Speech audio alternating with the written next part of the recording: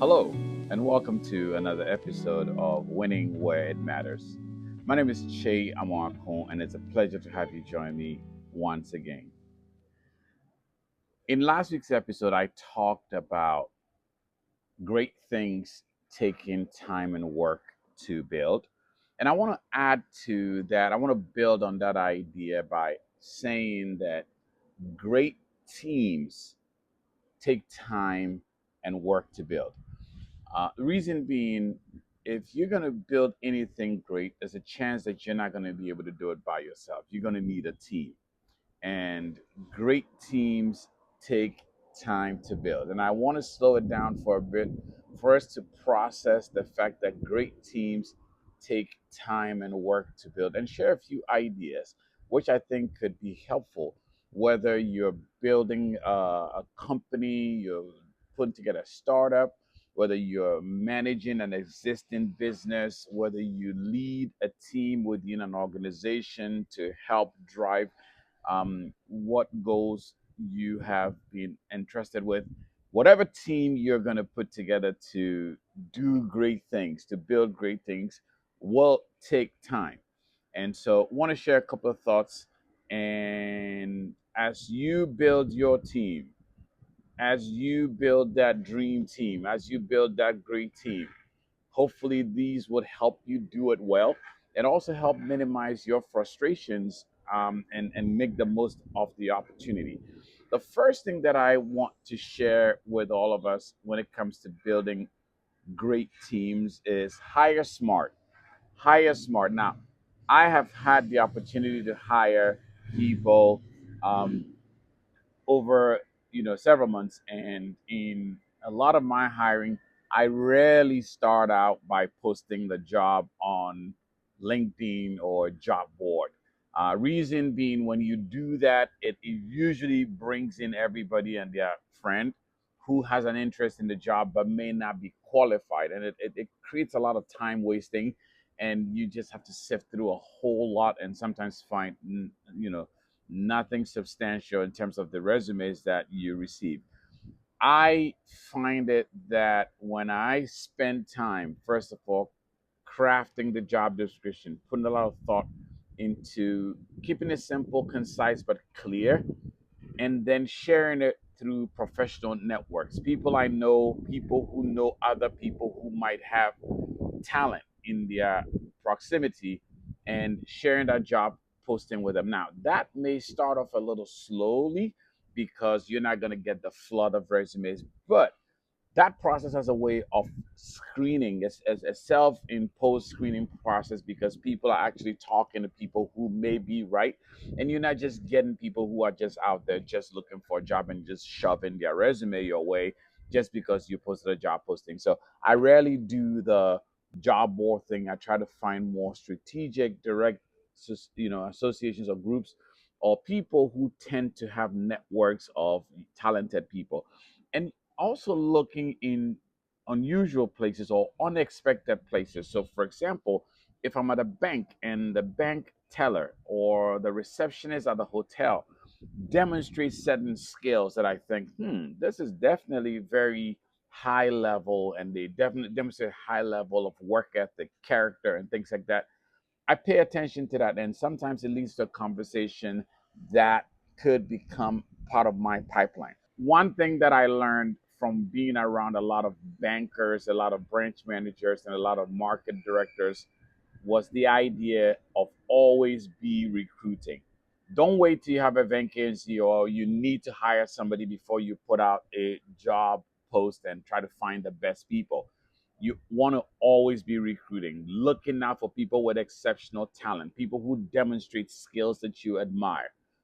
Take their name, take their number, set up a coffee chat, set up a Zoom chat, get to know them, build that rapport, get to know them before you need them.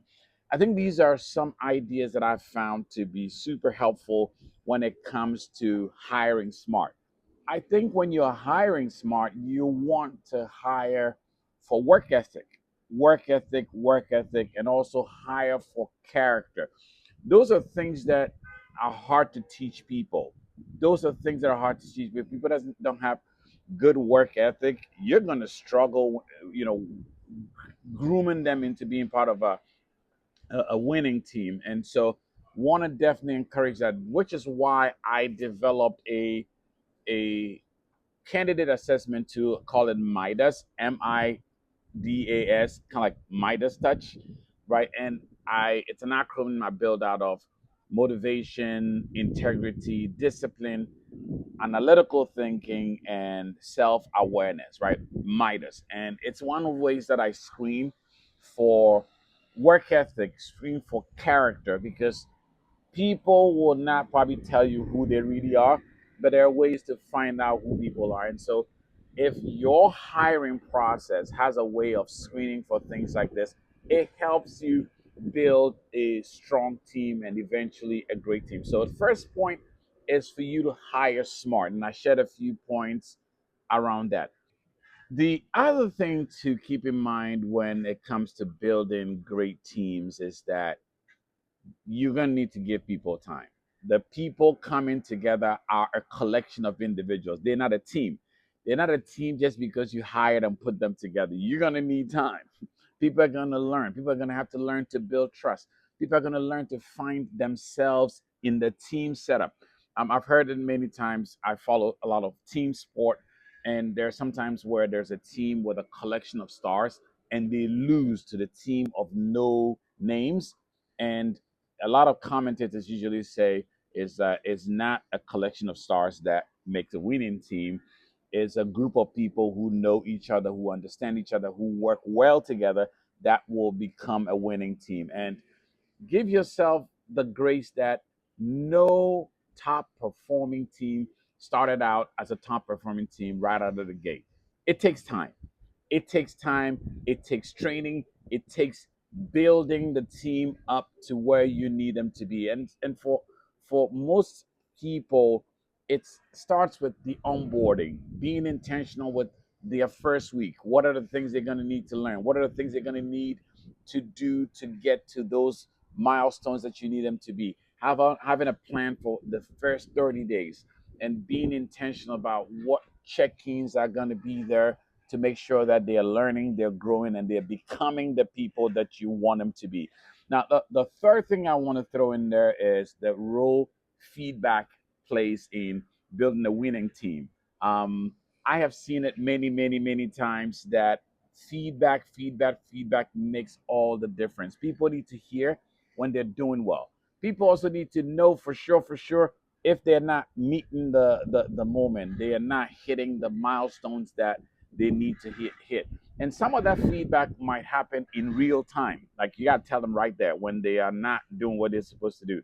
Some of it you're going to have to wait a little bit and find the appropriate time to have a conversation about the expectations that they are not meeting. And sometimes it requires coaching, it requires modeling the behaviors that you want them to exhibit.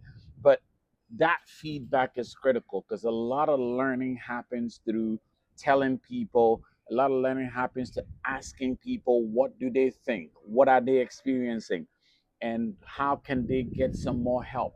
That feedback is critical, and it's certainly a part of building a strong team, and as a matter of fact, a great team. So you need people, and you have to find good people. You have to have a system and a process for finding good people, and that's what I'm talking about. Hiring smart. Always be recruiting. Find good people, keep them close. Find ways of screening people. That's why I talked about with the Midas assessment. Find ways to bring a team together and give them time. Give them time, give them coaching, help them build into a team, because a collection of stars is not a team. A collection of stars is not necessarily a great team. So even if you hire the best people, you're going to need to do some work to put them together and give it time and give it feedback, because great teams take time. Now, I know a lot of people have teams already and they say, well, my team is together already. How do I make it a great team? You could apply some of these same principles, giving feedback, being intentional about their learning journey. What do they need to learn from here on out? You're in the middle of the year. What's the rest of the year looking like? And if there's any way that I can help, happy to have a conversation. If there's any way that I could Review your processes or have conversations about what you're doing. I believe that people have potential, great potential, but potential is not going to turn into results if there's not an intentional plan to translate that potential through feedback, through training, through coaching, through an intentional learning journey. And that's what I do. That's what I'm here for. And I'm happy to help you if there's any way that I can. So please don't hesitate to reach out. And as always, I believe in you, and I hope you believe in yourself too. I'll see you on the next one.